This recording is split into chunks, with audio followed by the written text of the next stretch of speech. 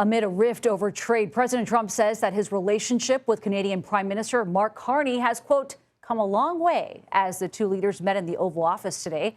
Earlier this year, President Trump imposed a 35% baseline tariff on Canadian imports, partially over what the White House said was Canada's failure to curb fentanyl smuggling into the U.S. Now, there is an exception for products covered by the U.S.-Mexico-Canada agreement. The U.S. also imposed tariffs on some Canadian exports, including automobiles, steel, aluminum, and softwood lumber. The president spoke about trade negotiations with Canada and also joked about the country becoming the 51st state.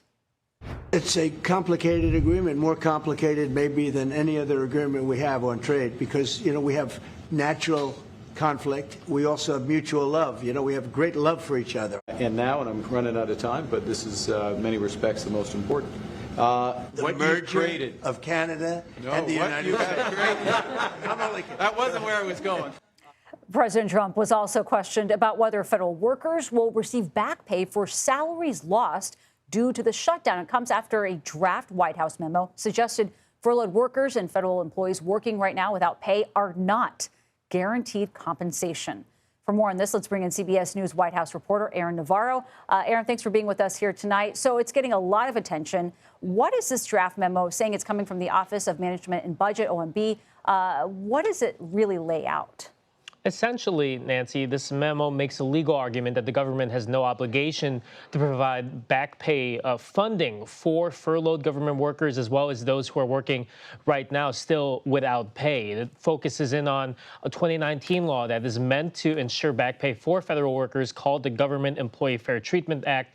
The administration argues that that law is, quote, sloppily written, and that it is up to Congress to include explicit funding for back pay when they pass a spending bill that will open up the government eventually, whenever that may be. When asked in the Oval Office about it, President Trump said it, quote, depends on who we're talking about when it comes to federal workers getting back pay, but later added that he will follow the law. And Aaron, what has the reaction to all this been like from Congress?